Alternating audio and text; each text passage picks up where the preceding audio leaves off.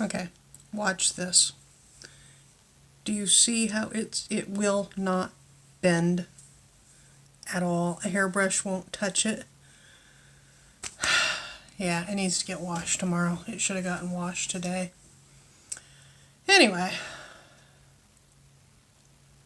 I can make faces. Yesterday I said I would talk about the positive things in geekdom or fandom. I'm going to clarify one of the things I said yesterday, which is that fandom's target market right now is people with lots of disposable income. Okay? Any business's target market is people with disposable income. That's just to be expected. My gripe wasn't with that fact. My gripe was with fandom has the reputation of being a welcoming place where anybody can play regardless of income. Because that's not as true as people think it is. And my gripe was on the classism and the income gap. Because, yeah, you can go to conventions dirt poor. You can ghost the convention. You can crash on people's couches. You can hit hospitality for all of your food. You can. But you're not going to hang out with the people who have money. Because if you're ghosting, you're not getting invited to the things that cost money. That's the divide I'm talking about. That there is a gap between the haves and have-nots. Has it always been there? Probably. I can remember single-digit Norwestcons where I crashed in the stairwell. I can remember single-digit Norwestcons where I volunteered to work security so that I could have a place to sleep overnight because they'd have you sleep in the vending room. So yeah, that's my clarification on that. Positive things. I love the amount of science fiction that's available these days. I am nowhere near watching any of it because I don't have broadcast television, I don't have cable television, I don't have Netflix or Hulu right now, and we see about one movie every 3 to 6 months because CGI gives me seizures. But I'm loving that the days of one science fiction show per season are gone. Okay, that used to be so annoying because you'd watch it. Even if it was the stupidest thing there was, you'd watch it to support science fiction because it was the only science fiction on. So these days, yeah, we're mainstream. It's awesome. I love that fact. Fandom itself, if you're a parent, if you're a stay-at-home parent, then you probably remember the days of, oh God, adult conversation. Okay? That's what fandom is for me because, well, social media gives me a lot of contact. It's not face-to-face, and that's part of what these videos are about, is I sit in my apartment for 6 days out of the week. Sit and go nowhere. And one day out of the week, we get in the car and we get some shopping done. And one day out of the month, we try to go on a little road trip, check things out. I'm not getting the intellectual stimuli. And that sounds like a now thing, but understand it's been an always thing. Me having a job is the exception, not the rule. A job outside of the household. Hanging out in fandom, going to NorwestCon is a chance to sit and talk with people I like about things I want to talk about and just have intellectual stimulation. Be able to reference science fiction and science and not have to stop and explain it to the person I'm talking to. I like that. I like the quality of people I've met through conventions.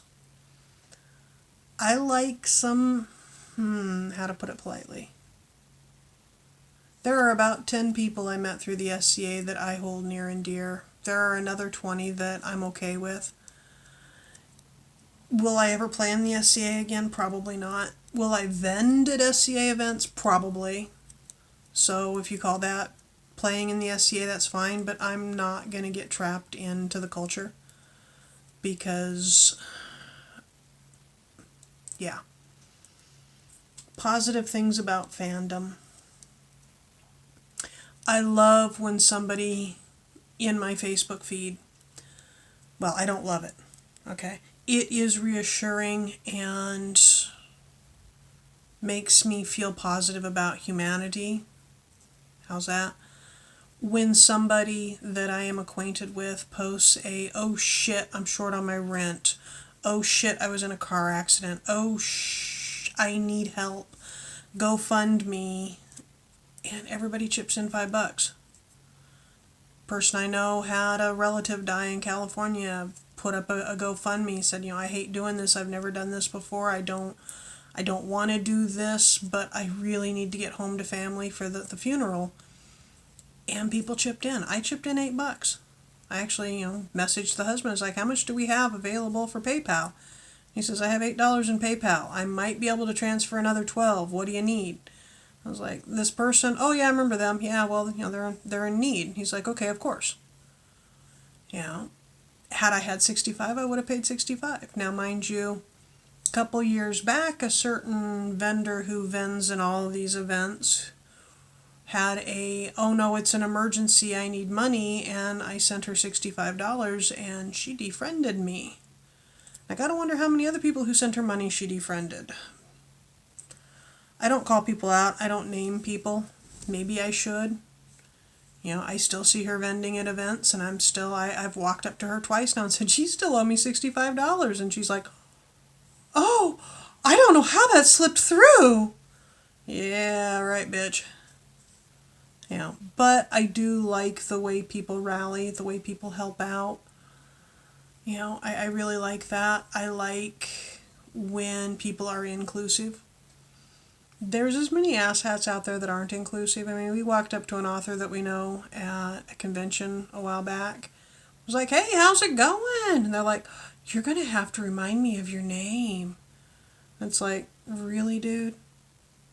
We did this, and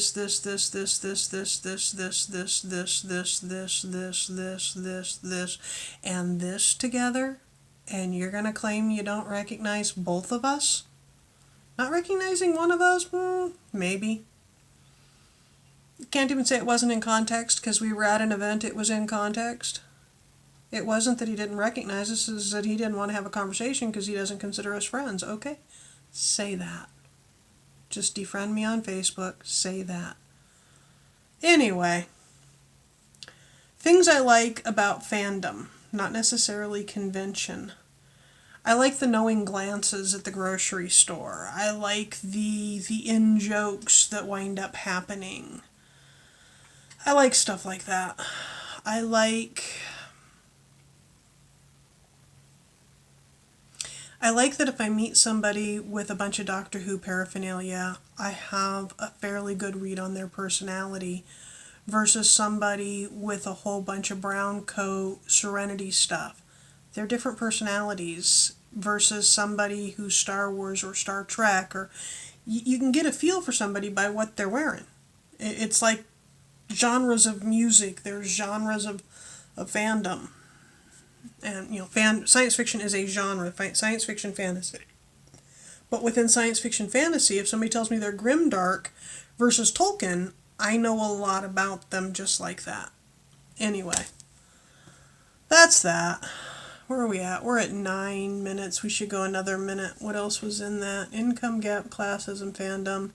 Oh, one of the reasons in the Puget Sound, Pacific Northwest, Portland to Vancouver corridor that fandom skews rich, or that fandom markets rich, the events market rich, is because we're an IT mecca, and a large portion of fandom works in high-paying jobs. Or they worked in a high-paying job, or they're trying to work in a high-paying job. But that goes back to what I've said before about I can't compete with, if I want to do something. There was somebody years ago, and we were all sitting around talking costuming, and I said something about I wanted to get everything and make myself this one shawl. And she came to the very next meeting with the exact shawl that she'd ordered, commissioned, paid a tailor to make in 14 days. And somebody's like, "Oh my God, how much did that cost?" And she says, "Oh, I wasn't really worried about that." And me, being the bitter ass bitch that I am, went, "Oh, when I checked that out, that would have been about $800. She's like, "Oh, whatever." And she walks off to her. They had his and hers Miatas. Yeah.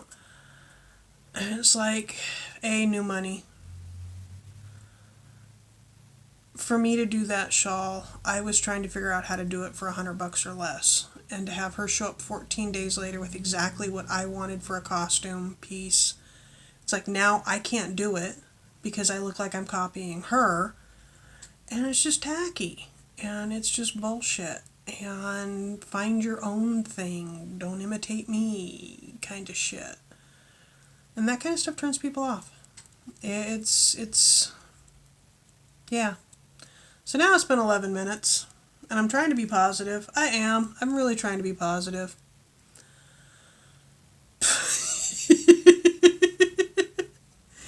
Yeah. I'm going to call that good. I will wash my hair before tomorrow's video. I might even cut a little bit more off. I've been cutting a little off at a time. I don't know if you can tell or not. But all of the really blonde tips have all been cut off because they're dead. And this red will probably all get cut off because it feels like straw. It's dead. Yeah. And yeah, it stands an inch up and won't lay down and drives me nuts. I want this all shaved off. Right there, like that. See? Without this mushroom effect. I want that. There. How's that? How's that? Fat face. Not fat face. I gotta work on the smiles because I'm starting to get frown lines. See the frown lines? Porg. Porg face. I picked up wrinkles here and here in the last 6 months. It's kind of driving me nuts. Anyway, I'll talk to you later. Bye-bye.